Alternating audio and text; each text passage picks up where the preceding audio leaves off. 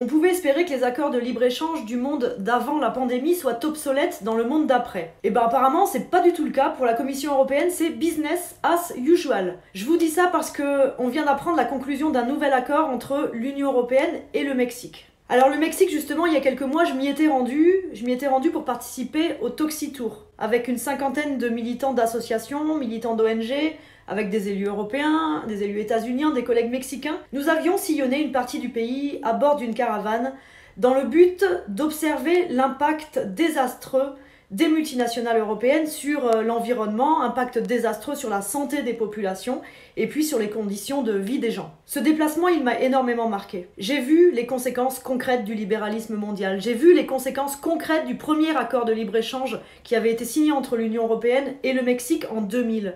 J'ai entendu des mères de famille qui vous racontaient en larmes comment leur enfant était tombé malade du cancer à cause des substances toxiques qui étaient déversées dans l'eau, qui étaient balancées dans l'air par les entreprises transnationales qui s'étaient installées à 2 pas de chez elles. Ils nous racontaient comment elles s'étaient endettées, comment elles avaient vendu leur maison pour pouvoir payer les frais médicaux, les frais d'hospitalisation, puis à la fin, les frais de funérailles.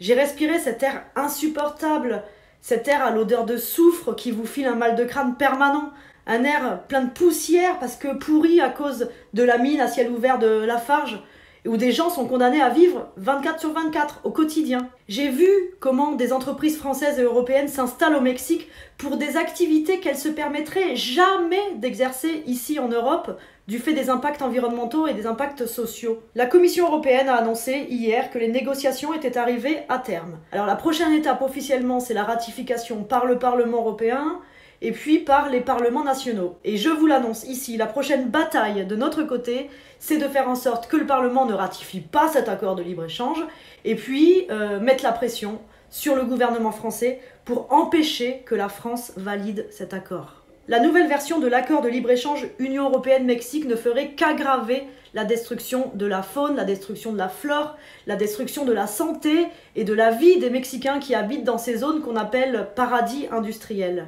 Parce que dans cet accord, tel que négocié, on a ajouté un nouveau chapitre qui s'appelle « Protection des investissements ». Concrètement, cela signifie que le gouvernement fédéral et les gouvernements des États mexicains n'auront plus aucun moyen de s'opposer à l'installation des entreprises transnationales européennes sur leur territoire et qu'ils n'auront aucun droit de regard sur la manière dont ces entreprises transnationales mènent leurs activités et puis même si elles décident de tout saccager autour d'elles. Par ailleurs, franchement, alors que nous sommes en pleine pandémie de coronavirus, est-ce que c'est vraiment le moment de ratifier un nouvel accord de libre-échange ? Le président Macron lui-même nous disait il y a quelques semaines que le monde d'après devait être différent du monde d'avant et que, je cite Monsieur Macron, « déléguer à d'autres notre alimentation serait une folie ».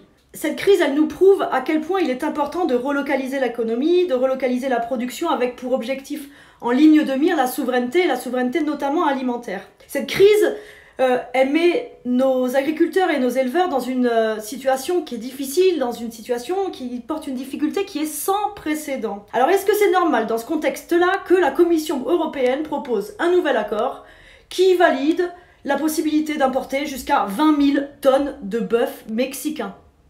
On marche complètement sur la tête. On dirait bien que la Commission européenne, elle a décidément tiré aucune leçon de la crise du Covid-19. Et croyez-moi, on va tout faire pour leur ouvrir les yeux.